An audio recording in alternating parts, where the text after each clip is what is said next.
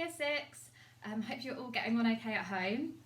I thought I'd make a video for the children who weren't there at the last week of school and weren't here when we finished reading Skellig. So if you are not in Year 6, stop watching now so that you don't spoil the ending when you are in Year 6. So for those of us who are in Year 6, we have got up to the point in the story where Michael's sister is about to have her operation and Michael is waiting at Mina's house to hear news from Dad. Okay, so I'm going to start with chapter 40. So chapter 40. Mina's mother rested a wooden board on her knees. She smiled and put a pomegranate on the board. Pomegranate, she said. Isn't it a lovely word? She cut through the fruit with a kitchen knife. The red juice leaked out. The hundreds of seeds and sides were exposed. It's what Persephone ate while she was waiting in the underworld, she said. She gave a quarter to me, a quarter to Mina, and took a quarter for herself. She gave us pins to pick the pips out with, and we sat there nibbling away the sweet flesh from the bitter seed. Look at all the life in this, she said. Every pip could become a tree, and every tree could bear another 100 fruits, and every fruit could bear another 100 trees, and so on to infinity. I picked the pips from my tongue with my fingers. Just imagine, she said, if every seed grew. There'd be no room in the world for anything but pomegranate trees. I licked my lips. Mina sat close against me. We watched the blackbirds returning time and time again to feed their young. I watched the sky and imagined Skellig flying away, a tiny black speck travelling over the endless curves of the world. The phone rang and my heart thudded and raced as Mina's mother went inside. But it wasn't Dad. I picked seed after seed from the fruit. How's your heart? Whispered Mina. I tried to find the baby's gentle beats beneath my fast and frightened thud. I shook my head. She isn't there. The sun climbed through the sky, became warmer and warmer.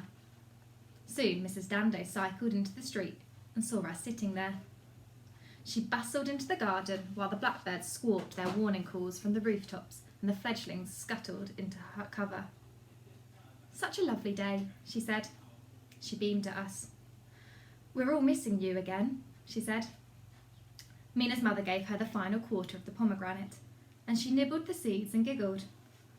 Pomegranates, she said. Not had one of these since I was a girl of 12. She told me about Leaky and Coot and all the others. They keep telling me, get Michael to come back. She gave me a folder of work. There was a drawing of the opened body with arrows pointing to its parts, and a note which told me to write the missing words. Mina and I looked at the drawings. Kidneys, liver, lungs, heart, brain, and spirits jumping in and jumping out but never seen, said Mina. Mrs. Dando looked at her. I knew that Coot would have talked to Mrs. Dando about her. A daft monkey girl, who'd have said, the lass that sits in a tree like a crow, the lass that's keeping him away. Miss Clark had written, write another story like that last one, Michael. Something just as lovely. Let your imagination fly. I closed my eyes. I wanted to imagine nothing. The baby was dead. Skellig was gone. The world that was left was ugly, cold, terrifying. The blackbirds squawked and squawked while Mrs. Dando had told Mina's mother about what a great footballer I was and about how I loved having a daft time with the other boys. Mina's mother smiled. How's the baby? Mrs. Dando said at last. Don't know, I whispered. She's having an operation today, said Mina. Oh, poor little soul, said Mrs. Dando. Yes, said Mina, and to be quite honest, Mrs. Dando, the last thing Michael needs is to be troubled by petty things such as football and school. Her mother sighed. Mina, she said. Well, said Mina, isn't it true? Michael? I couldn't stand it. I went to sit on the front wall, facing away from them. See, said Mina, see how you've upset him? and then Dad drove into the street and parked the car in front of me. He held the door open. I got in beside him. He put his arm around me. "It's over, son," he said. Chapter 41. I was wrong. She wasn't dead. She was in a long, deep sleep that followed the anaesthetic. She was snoring gently beneath the white blankets. Mum told us about the great wound in her tiny chest and the massive bandage that covered it. There were wires and tubes again, and a machine that bleeped in rhythm with her tiny heart. "They said everything will be all right now, Michael," she said. "They're sure everything will be all right." We sat there, the three of us, hand in hand, looking down at the tiny creature. "They said there was a moment where they thought they'd lost her," she said. She put her arm around me, but she burst into life again. A nurse came. She checked the wires and tubes in the machine. She patted my head. "Your sister's got a heart of fire," she said. "She's a little fighter. She won't give in." "You still say your prayers for her?" asked Mum. "Yes," I said. "We've been wondering again what to call her," said Dad. "Persephone," I said. They laughed. "Too much of a mouthful," he said. "It has got to be something very little and very strong," Mum said, "just like she is." "Gus," said Dad, and we giggled. "Butch," I said. "Garth," said Mum. "Buster," said Dad. "Look," said Mum. "She's dreaming." And she was. Her eyes were moving behind their lids. "Wonder what she sees," said Dad. "Only nice things, I hope," said Mum. "I'm sure that's right," said Dad. "Look at her face. Sweet and still, nearly smiling. Little angel." "I know. We could call her Angela." "But no, too long." "It was the strangest thing," said Mum. She stopped and shook her head. "What was?" said Dad. She crinkled her face up like she was embarrassed. "Well," she said, "I was lying here last night, tossing and turning. Kept getting up to look at her. Kept dropping off to sleep. And the strangest of dreams." "And?" said Dad. "And I saw this man. That's all. Another dream, though. I was sure I was awake. He was standing over the baby. He was filthy, all in black, in an ancient, dusty suit. A great hunch on his back, hair all matted and tangled. I was terrified. I wanted to reach out to him. I wanted to push him away. I wanted to scream. Get away from our baby. I wanted to shout for the nurses and the doctors. I couldn't move. Couldn't speak. And I was sure he was going to take her away. But then he turned and looked at me. His face as white and dry as chalk. And there was such tenderness in his eyes. And for some reason, I knew he hadn't come to harm her. I knew it would be all right. She stopped again and shook her head. "And?" said Dad. And then he reached right down with both hands and lifted her up. She was wide awake. They stared and stared into each other's eyes. He started slowly to turn around. "Like they were dancing," I said. "That's right, like they were dancing. And then, the strangest thing of all." She laughed at us and shrugged. "And the strangest thing of all was there were wings on the baby's back. Not solid wings. Transparent, ghostly, hardly visible. But they were there. Little feathery things. It looked so funny. The strange tall man and the little baby and the wings. And that was it. He put her back down, he turned and looked at me again, and it was over. I slept like a log the rest of the night. When I woke up, they were already getting her ready for the operation. But I wasn't worried anymore. I kissed her and whispered to her how much we all loved her, and they took her away. I knew it was going to be all right. And it is, said Dad. And it is. She poked me in the ribs. Must have been thinking about what you asked me. What are shoulder blades for, eh? I smiled and nodded. Yes. The baby's eyes kept moving, seeing the things she imagined in her sleep. Funny little chick, said Dad. What can she be seeing? Skellig, I whispered to myself. Skellig. It isn't over, said Mum. You know that, don't you? We'll have to protect her always, especially at first. I know, I said. We'll love her and love her and love her. We left soon afterwards. In the corridor, I saw Dr. McNobler coming out of the lift with a clutch of students in white coats around him. I told Dad just to wait a minute. I ran over to him. He looked down at me. Doctor, I said, I told you about my friend. Remember? The one with arthritis? He puffed his chest out and drew up his shoulders. Aha, he said. So is he ready for my needles and my saw? No, I said. He seems to be getting better. Splendid, he said. Cod liver oil and a dose of positive thinking, eh? Maybe he'll escape me yet. The students giggled. Can love help a person get better? I asked. He raised his eyebrows, pursed his lips, tapped his chin. One of the students took a notebook and pencil from her pocket.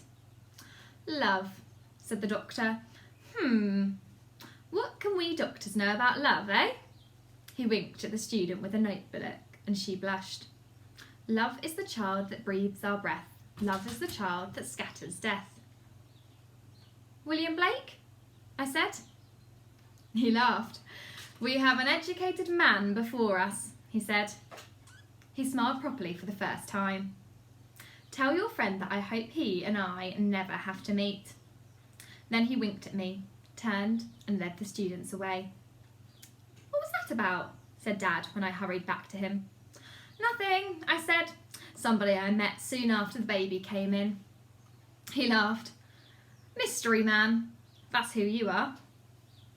In the car on the way home, we wound the windows down and he sang The Black Hills of Dakota at the top of his voice. I put my hands together and hooted like an owl. That's good, he said. I like that. That's really good. You'll have to show me how to do that one. Not while we're driving though, eh? We smiled as we drove through the busy city streets. She's not out of danger yet though, he said. You do understand that, don't you? Yes, but she will be, won't she? Yes, he said. Yes, she will. And he sang again. Have to get on with that house now, eh? He said. I know. We can have 27 and 53 tonight, eh? 27 and 53, I said. Sweetest of nectars. Sweetest of nectars? I like that. Sweetest of nectars. Okay, chapter 42. It was long after dusk when Mina and I went out with the remnants of 27 and 53 and a bottle of brown ale in a paper bag. The lights were on in the streets, the air was cold, and the sky was glittering with stars. Our breath curled in long white plumes around us. I told Mina about Mum's dream as we walked. Extraordinary, she whispered. She smiled and said it showed that he'd always be there, whenever we might need him. But we knew we wanted to see him and touch him again. In the lane, we found Whisper at our heels. Bad boy, she said, leaning down to stroke him. She laughed. All day long the fledglings got stronger and braver. They fluttered up into the middle of the hedge where they couldn't be caught. All day long they were getting worms, worms, worms. And when we let him out, this one just sat grumpy and frustrated on the step beside us. She stroked him again. "Horrible little savage," she said, and he purred and pressed against her. We went through the danger door, expecting nothing. The house was still and silent. The attic was empty. No owls, no Skellig. On the windowsill we found a dead mouse, a bit of bacon rind, a little mound of dead black beetles. We sat on the floor against the wall and stared out towards the endless stars. "I really think she'll be all right now," I said. Mina smiled and whisper purred. "Feel my heart?" I said. She put her hand on my chest. "Can you feel it?" I said. Her heart beating right in there beside my own. She concentrated. "I'm not sure, Michael," she said. "Try again. Concentrate. It's like touching and listening and imagining all at the same time. It's something far off and tiny, like blackbird chicks cheeping in a nest." She closed her eyes and felt again. She smiled. "Yes," she whispered. "Yes, there it is. There and there and there." "The baby's heart," I said.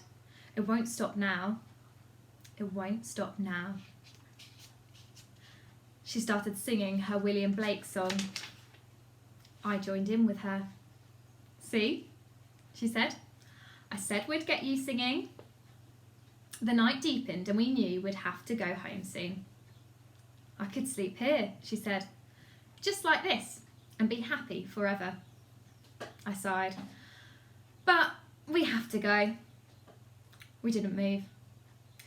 Then there was a sudden rustling in the air outside. The stars were blocked out, the window creaked, and there he was, climbing in through the arched frame. He didn't see us. He crouched on the floor, gasping for breath. His wings slowly settled on his back. "Skellig," I hissed. He turned his moon-pale face towards us. "Michael, Mina," he said. His voice was shallow, thin, strained, but a smile was forming on his face.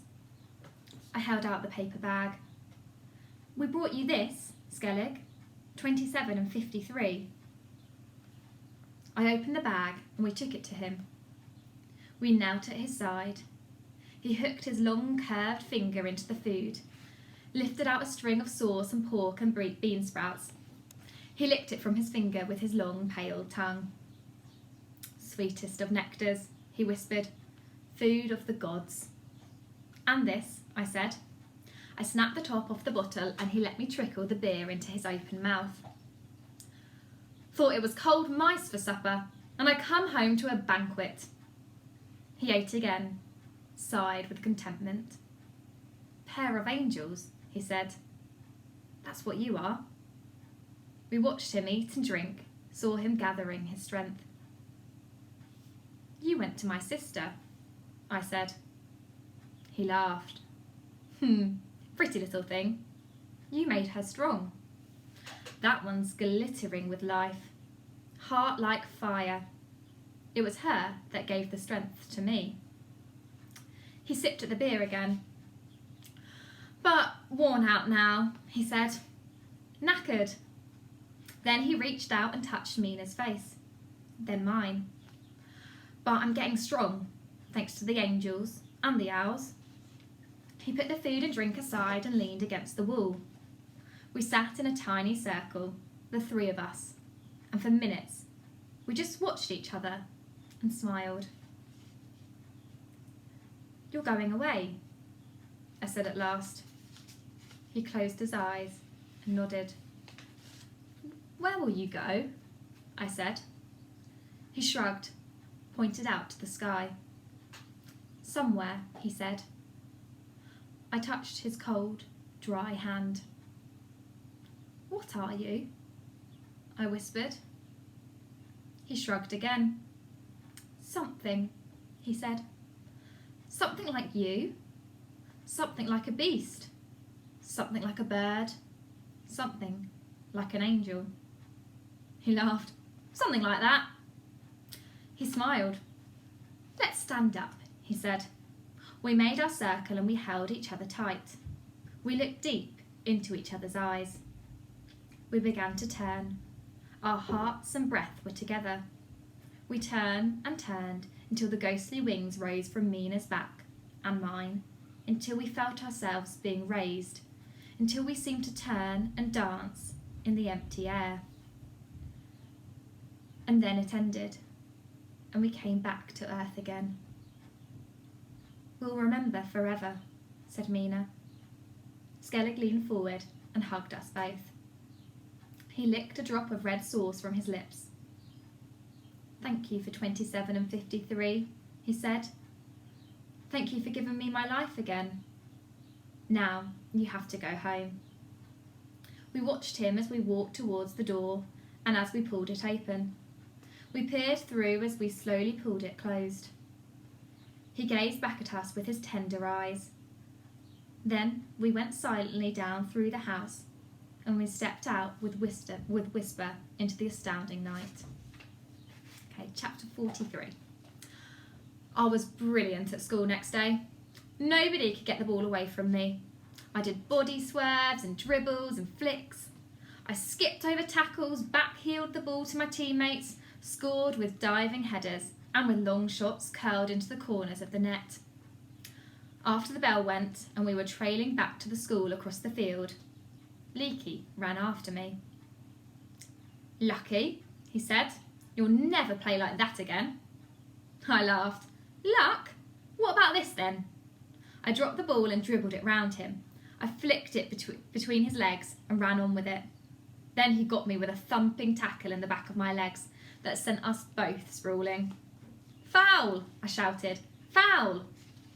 We started wrestling, rolling over and over on the grass. He was bigger than me, and he pinned me down, sat over me, pressed my shoulders to the ground. He was grinning. Say it again, he said. Foul! He lifted his fist like he was going to smash me in the face. But then he just laughed and flopped down and lay beside me. You were brilliant, he said. We lay there laughing. Then Mrs. Dando started yelling. Get in, you two. You're going to be late.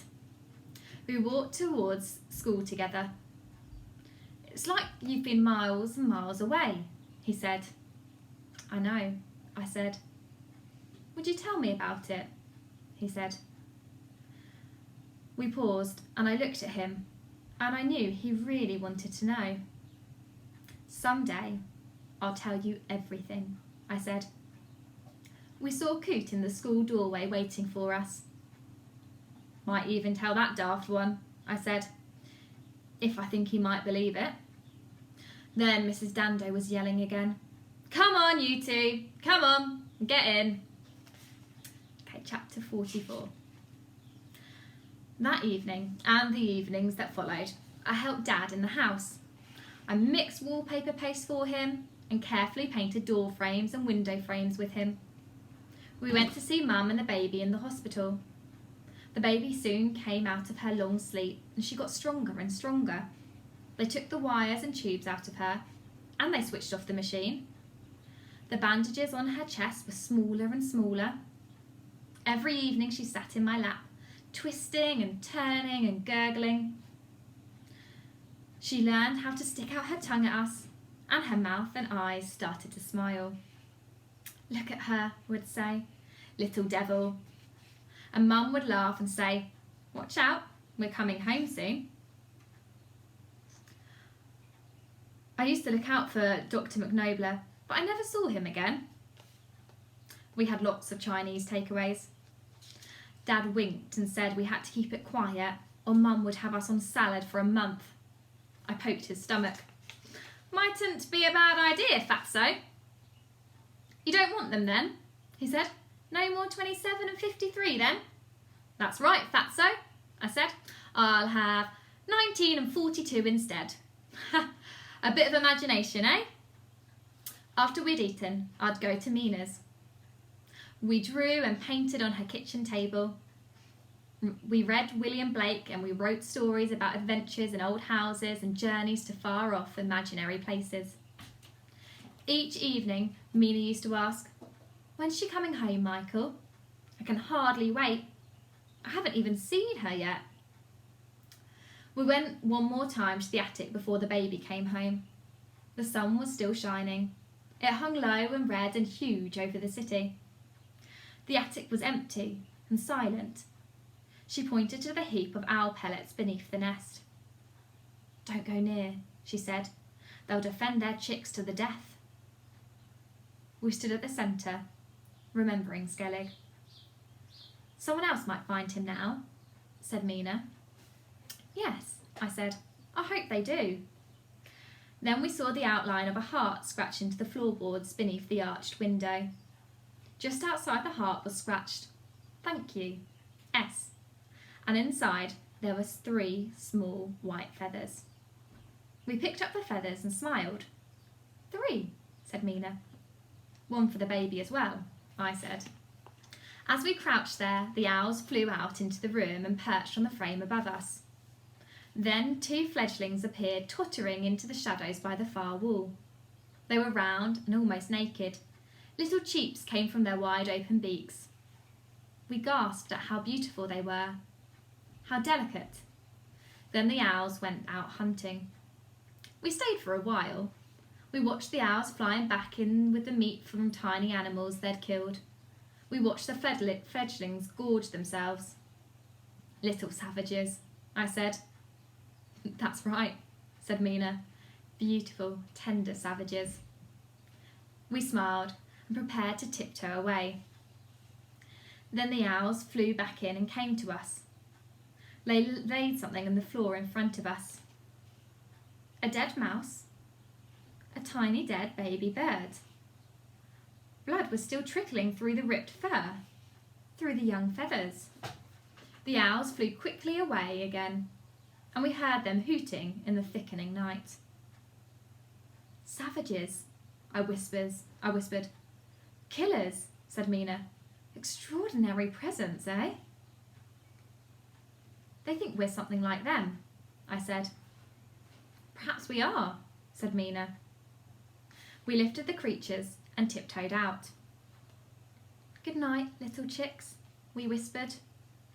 Outside, we buried the mouse and the fledgling in the border of in the garden. We stared up towards the attic and saw the owls, lit by the moonlight, flying in with more meat for their young. "The builders will be coming soon," said Mina.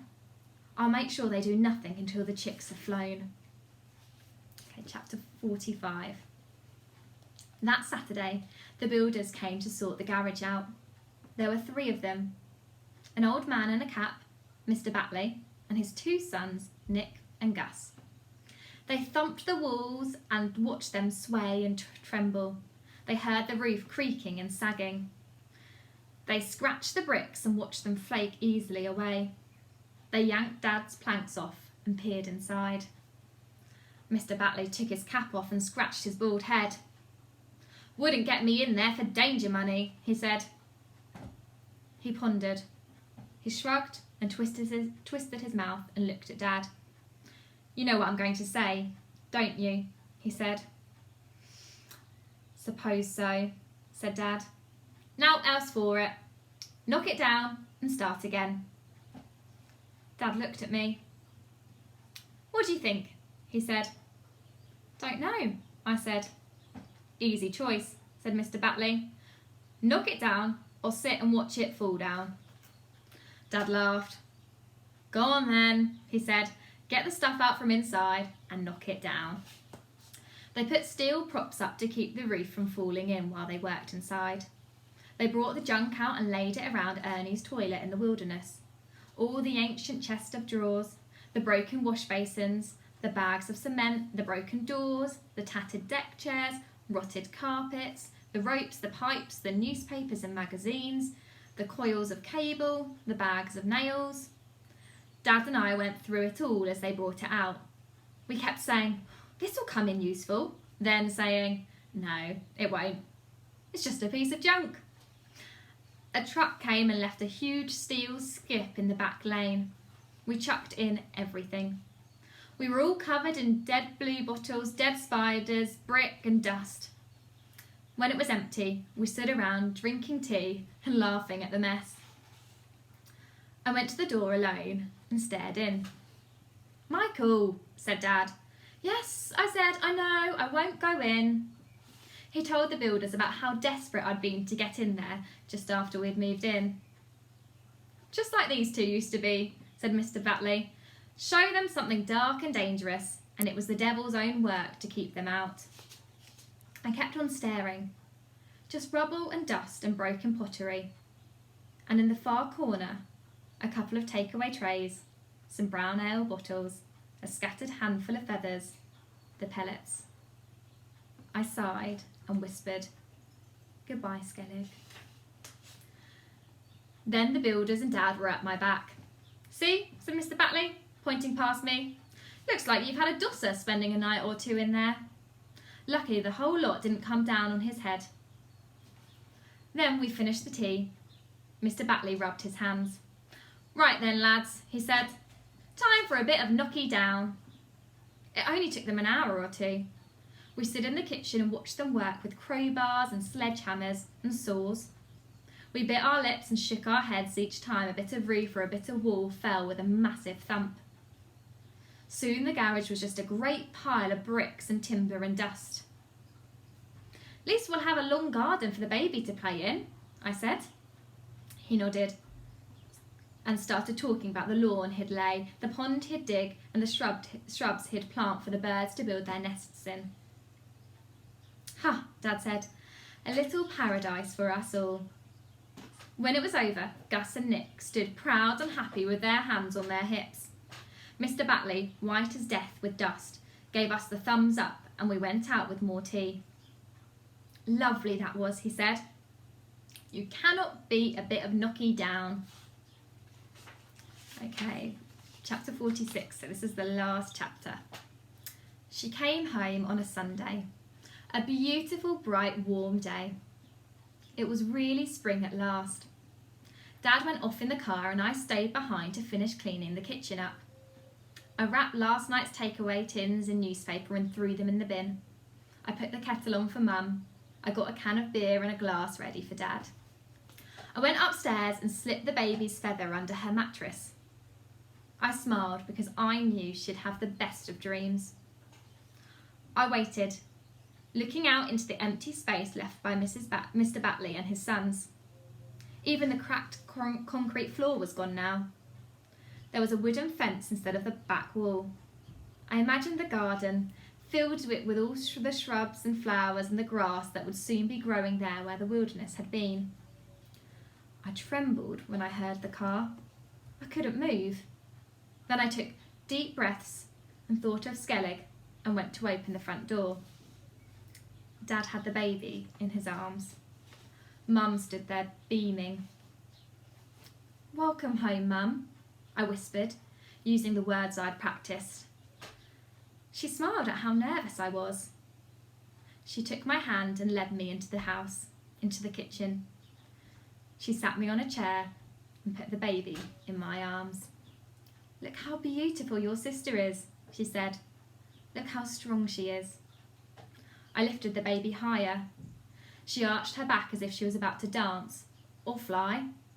She reached out and scratched with her tiny nails at the skin on my face. She tugged at my lips and touched my tongue.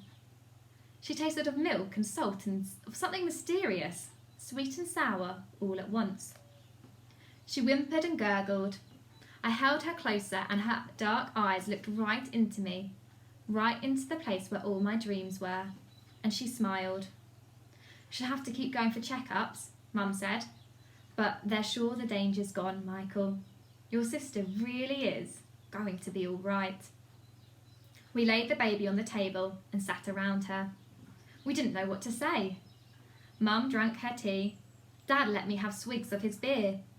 We just sat there looking at each other and touching each other, and we laughed and laughed and we cried and cried. Soon there was a gentle knock at the door. I went and found Mina standing there. She was shy and quiet, like I'd never seen her before. She started to say something, but it was a mumble, and she ended up just looking into my eyes. "Come and see," I said. I took her hand and led her into the kitchen. She said good evening politely to my parents. She said she hoped they didn't mind. Dad shifted aside to let her in beside the table. She looked down at the baby. "She's beautiful," she gasped. "She's extraordinary." And she looked around and laughed with us all. She was really shy again when she said, I brought a present. I hope you don't mind." She unrolled a picture of Skellig, with his wings rising from his back and a tender smile on his white face. Mum caught her breath. She stared at me, and she stared at Mina. For a moment, I thought she was going to ask us something. Then she simply smiled at us both. "Just something I made up," said Mina. "I thought the baby might like it on her wall." "It's really lovely, Mina," Mum said, and she took it gently from Mina's hands. "Thank you," said Mina. She stood there awkwardly. I'll leave you alone now." I led her back to the door. We smiled at each other. "See you tomorrow, Mina." "See you tomorrow, Michael." I watched her walk away in the late night. From across the street, Whisper came to join her. When Mina stooped down to stroke the cat, I was sure I saw for a second the ghostly image of her wings. Back in the kitchen, they were talking again about giving the baby a proper name. "Persephone," I said. "Not that mouthful again," said Dad. We thought a little longer, and in the end, we simply called her Joy. Okay, so that is the end of the book Skellig. So if you do want to do an AR quiz now, you can do that. Once again, if you have any more questions, please let us know via the blog. I hope that you're all getting on okay at home. Okay, bye.